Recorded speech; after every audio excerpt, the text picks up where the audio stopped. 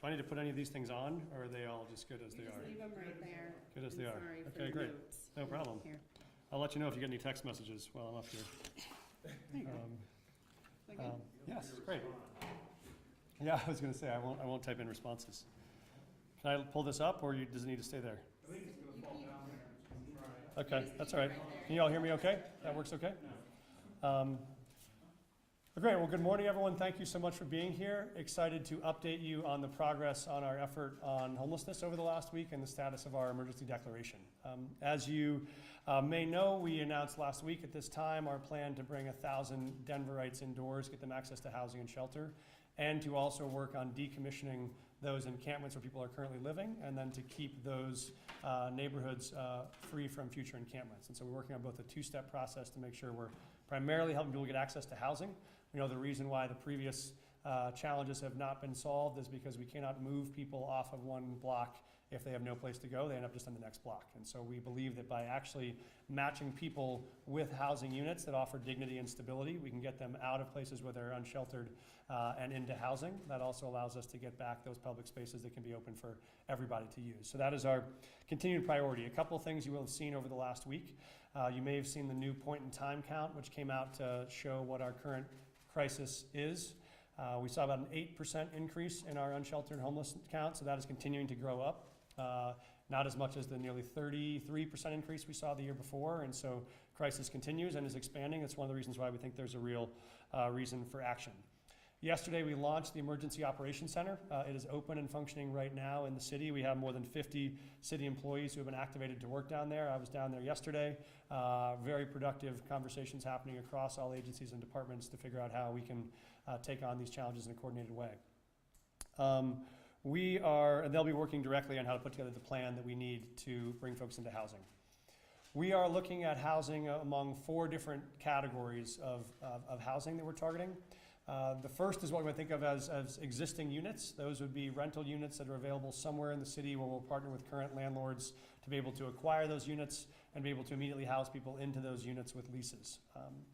Those will also come with wraparound services, so those people would have a case manager who provides support to what might be people in what we would call scattered site housing. Might be 1 or 2 units here, 1 or 2 units there. So that is category 1. The second category is we'll look at hotel conversions, places where there are hotels that we can either use or acquire that could be used for housing locations. Those offer real benefits in multiple ways. One is some of them will have kitchenettes included. That means you have a complete micro unit. You have a locked door, you have a bathroom, you have a shower, you have a kitchen, you have a bed, you have all the things you need for it to be a sustainable micro unit. Some of them might not have kitchenettes, but do have bath, shower, bed, storage, all the rest, and you can have access to shared kitchen sites. So that's a second category. Those might require some retrofitting, some updating, some preparing. The third category would be what we've described as micro-communities, which could be tiny home villages or could be safe outdoor spaces. Those are sites that are often vacant land now on which we could partner to be able to put those sites up. We are doing a neighborhood tour. We'll be in all 11 council districts over the course of the next 45 days. We start tonight with Councilman Watson in District 9 to be able to have conversations with neighbors about all those options and answer those questions. And the fourth category would be potentially larger commercial buildings that could be retrofitted to be used for either what we call non-congregate shelter, which is you have your own individualized room, or some congregate shelter, or a combination. Those could be anything from old unused elementary schools, could be old churches, could be commercial warehouses, places where we think we can have some combination of capacity for either individualized housing or for some congregate housing. And so those are the categories. We're looking at all of the above strategy and hoping to bring as much capacity as we can online, because the more capacity we have, the more folks we can get off of the streets and into housing. So that's a little bit of the overview. Let me say a couple other things, questions that may have come up on conversations with our unhoused neighbors right now. We have been in regular conversation with them. I'll be back meeting with unhoused neighbors this afternoon, as I was last week and last night. We are doing a couple things, getting feedback on what's working right now in the current system. We're working on providing services like trash pickup. We'll have a trash pickup pilot this week to make sure that some encampments where we have excessive trash are addressed. I will tell you, sometimes I get neighbors who give me feedback on this.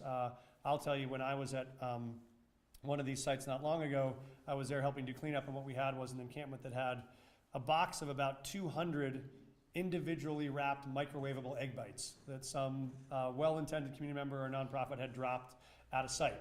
Obviously, none of the folks in those encampments have microwaves, have the capacity to utilize those, and so it looks like trash that is showing up on the street when oftentimes it can be materials that well-intended neighbors or nonprofits have dropped and they can't use. And so we do think trash access is an important way to help people keep those sites clean.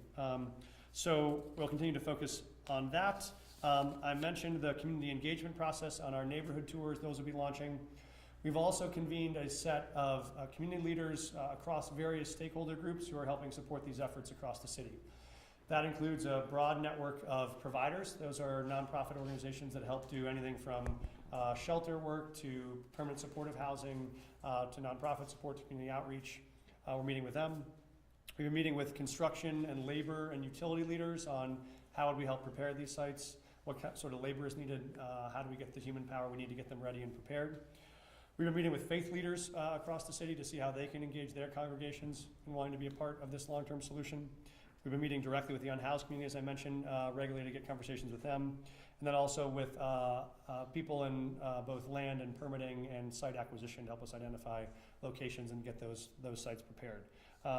So those are, I think, a little bit about what we know the top priorities are. The last one I'll mention is funding. People ask about how will this be funded. We are right now very excited. We'll be pursuing an all of the above strategy here as well. We're looking at state and federal dollars. We are looking at the current city budget aligned to our host department. We're looking at where we might have other capacity within city dollars to allocate to these priorities. We will be submitting a number of grant applications to the state this week. That includes both some of the ARPA dollars that are left over, as well as now the Proposition 123 dollars, which we just opted into this week, and so we're excited to be an early and aggressive applicant for those. So that's a little bit about the overview of how the last week has gone, where we're at work now, what we anticipate being the process going forward, and I will stop there and delighted to take any questions or thoughts that you may have. Mayor, any idea on how much this plan is going to cost? So the answer is it varies significantly based on what the combination of units are. So as we go out to search for units around the city, if you were doing all leases, those come in at a certain price point. If you were buying all hotels, those come in at a certain price point. If you were doing tiny homes or safe outdoor spaces, those all come in at various price points. So we have to move all these conversations at the same time. We're both talking to communities about potential sites. We're talking to public and private landowners about potential sites, and we're negotiating acquisition. And then we got to figure out what combination of those units at what price point that we can deliver, linked to how much we get in state or federal support. So what we're doing is building multiple budgets with multiple options, depending on what the total allocated state or federal dollars are that we can match with our own dollars. No ballpark figure? I think not yet. We will have more to know. I think, I had laid out in the campaign when we talked about this that there's somewhere in the range of, $40 million of capital costs that would be needed to acquire and develop these. There is some range of that available through state and federal dollars. The ongoing service provision is an additional cost that we would need to pick up at the city level. We'd like to do an even more aggressive amount of acquisition of new units than we might have initially hoped, and so the more units we acquire, the more budget it would require, depending on the price point. But we are modeling multiple scenarios with our finance team. Mayor, you talk about decommissioning sites. Yes. Is decommission a fancy word for a sweep? And how does your policy differ than former Mayor Michael Hancock? Yeah, it's very different. And the reason why it's very different is I think the old camping ban enforcement was people are living on a block and you want them not to be living there, and so you force them to move all their stuff and move off that block. When you are not offering those folks someplace to go in the form of housing, all they can do is take their stuff and move to the next block. The difference here is we are waiting for us to bring housing units on. When housing units are available, then we would come to people in an encampment and say, we now have housing units to move you to. Let us help you move to those units. Let us help you, any stuff that can't fit in your unit, we have storage. Let us help you get moved. Let us help you prioritize the cleanup at this site. And once we move all the people in that encampment to housing units, there's no longer a need for that encampment because those folks have housing. So I think that's the fundamental difference, is linking people to housing units. And that's why the gating factor on how many people we can get off the streets is how many units we can acquire to get them into. So that's why we're being as aggressive as possible on the units. So that allows us to get more and more people out of encampments than units. And I know you were asked this last week, but then you have that scenario and someone says, I'm not interested in that place, I'm going to stay right here. What happens to them? Yeah, our evidence both in Denver and around the country has been that an even hand survey, talking to unhoused neighbors, number of people who are currently unhoused who have said they will take those units is close to 90%. And so we think there is a huge, we won't have enough capacity to serve 90% of the population right now. Hopefully this number would be somewhere like 30, 40, 50%, depending on how it works out. And so we know there's more demand for these units than we'll have current units. The more units we can provide, the more people we will move. When we get a full 90% housed, and we're down to the last 10% who won't, then I think we have separate strategies of intervention for those 10%. What we find is generally those are people with our most acute mental health needs or our most acute addiction-based needs, and they often require a different set of interventions. We are working with partners, including Denver Health and Mental Health Center of Denver and others around those strategies, but our real focus is on the 90% or so that we'll take those units if we give them to them, if we make them available. Mayor, can you speak about law enforcement and its role, and also the street enforcement teams and how they're playing out over the next week, 2 weeks? Yeah, our real priority here is obviously working with our unhoused neighbors to get them prepared to move into housing. That being said, we still do know when there are places where we have public health or safety risks, or where we have right-of-way infringements, or we have private property that's being infringed. We are continuing to clean up or intervene in those sites, and so that will continue. But our real priority is the conversations, the relationship building, the planning for moving people into housing. Where there are those sets of public health and safety or right-of-way infringements, we'll continue to engage. And with the street enforcement team specifically, there were requests to decommission that from the unhoused neighbors. Is that in the cards? We're in conversation about what we have right now is there are so many different agencies in the city that are currently involved in some sort of outreach to those teams. Some enforcement, some outreach, some food provision, some waste support. What we're trying to do is map right now what all of those services are and how we can align them and unify them so they're all coming out under one aegis rather than under 6 different agencies or departments.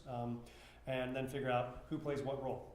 Who is doing the relationship building and the outreach up front, who is having to do enforcement. But our goal is that enforcement no longer should be around moving people from one encampment to another encampment. It should be helping people really doing housing support to get them from encampment to actual housing or shelter. One of those two. Mayor, I want to be real clear about decommissioning or cleanups. They are still happening, but when they are predicated on certain circumstances like right-of-way obstructions, things like that. That's correct. We have not done any in this first week that I'm aware of, but we will only do them in the cases where we need to do public health and safety, right-of-way enforcement, or private property infringement. Mayor, you were mentioning wraparound services. I know it was with existing units, landlords, but would they go with the other categories of housing too? Thank you so much. So yes, all of those come with wraparound services. Okay. I just mentioned the leasing units directly because people think of that as a different setting, where if you just have one unit in my building, will this person come in with no support? That would be more of a case manager who might support 20 or 30 people in individual units. Normally on the other sites, like the hotel conversions or the tiny homes, we have that wraparound support on site. And so that's a little different structure. And on the wraparound services, do you have people that can provide them right now, or do you need to go find them? I just met with the providers the hour before this to talk about that. We do have providers in place now, but we're going to have to add significant capacity for them. So we need new people. We need folks who want to do this work to come enter it. One of my calls to the city of Denver will be if you are someone who has access to land that you think you're willing to help us use for this purpose, we're going to need access to those units and or that land. If you are someone who's either mental health or an addiction support provider and you want to do this work, we need your help. If you're someone who's thinking of a career change and want to be called to this work, we're going to need to add capacity and providers, and we'll work hard at that over the next 3 to 5 months too. Mayor, the city council says that you and your administration need to do a better job of giving them more specifics about your plan if they're to support it. So what's your response? We were grateful that the council voted 11-1 to extend the emergency order last night, so that was a really positive step forward. I think there is broad agreement that this is an emergency and we want to focus on it. We did do 2 lengthy briefings with them this morning, one in public session and then a couple of small items in executive session. And we've committed to a process where we'll be briefing council members weekly on all of these developments, in addition to the conversations we'll be having with them in their communities. So they gave us good feedback on that, and we responded to make sure we'll get them all the information that they need. Are you planning to hold these press conferences each week? As often as you all need information, we're happy to keep coming together. I think our goal is we want to make sure there is as much transparency as the public wants about how this process is going, and so we're happy to keep having you over if you want to keep coming. We'll even bring food maybe next time. Mayor, you mentioned the non-congregant sheltering and some things would take up some larger spaces. Do you have a sense of what proportion of the units, whatever unit you're using, how much of that we need? Like, how much do you think that those large facilities will sort of take account for the overall sort of count of units? Who's going to run them? And my understanding from the migrant sheltering effort was that basically liability issues make it hard to bring in a third-party operator in some of those places. Do you have any sense of if that's going to stop you for this, and if that stem of issues will change at all? So that is our, I would say that is our lowest priority strategy. Our goal is that is the structure we're using when and if we are overwhelmed at other sites. Our real focus is on individual private units for people that offer, you know, you think about what you want if you want to get yourself back on your feet is you want a locked key with an address that you can put on a job application. That means we want you in a leased unit. We want you in a hotel with a number. We want you in a tiny home that has an address and you can be able to get and receive mail and you can be able to lock your stuff when you're at work. You can get access to support services. So that is our target, is as many of those units as a priority, and including as many hotel units as we can that have kitchenettes rather than those without. So we want to move people up the ladder of housing stability every time. So our focus will be on as many of those units that provide the most structure as possible. And then those that would be larger, potentially non-congregate or congregate, would be overflow capacity, but not our top priority. Run by a nonprofit or something? The city can't own and operate these, so they are usually run by nonprofit providers, and so we'd be looking at providers who could help run it and administer them. Do you have a number of how many like total units you would want to have represented across all these options? So our goal is still 1,000 units over the course of the next, before the end of the year, so about 5 months. So that's our target, and we're just trying to get as many of those into the top tiers of access as we can, as many leased units as we can get, we'll do that.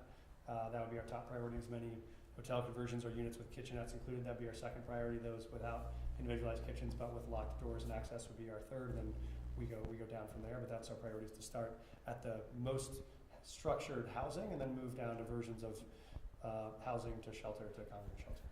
The mayor has time for one more question. Mayor, when it comes to the declaration extension, will you need more of those in order for this process to play out? And if so, how many more? What's the timeline for all of this to kind of work out? Yes, so this extension, I believe, runs through the end of August. And so we obviously will have this going through the balance of the year. And so we anticipate we will need more time. The council gave us very helpful feedback on what they want to see over the course of this next extension to be able to do that. And most of those include the details you've asked about today in terms of plans, in terms of budget, in terms of sites, in terms of providers. And so those are all things we'll be updating them along the way. But I think we will look forward to coming back to them with that and then look at extending it for the amount of time we may need at that time. We know that often it helps even on things like contracting with the city can accelerate processes for providers or others. And so we think that it'll be a necessary tool to keep going up through moving days. So we anticipate coming back to them and ask about that. All right, well, thank you all so much for being here. So appreciate your help and look forward to seeing you the next time. Una respuesta en español. Sí, por favor. Usted anunció que va a visitar vecindarios alrededor de la ciudad. ¿Cuál es el mensaje sobre la participación de la comunidad en este proceso de combatir o resolver el problema de los homeless? Sí, queremos toda la comunidad para participar en este proceso y por esa razón que vamos a tener juntas en todos los barrios y invito a la gente que quieren venir. Pueden hablar conmigo, pueden darme información que quieren y también pueden enviarnos de email o de llamar de teléfono, pero vamos a estar en todos los barrios para hablar con toda la gente y queremos sus opiniones. Gracias. Okay, thank you all so much for being here. Have a great day. You can notice the walls are not very decorated yet.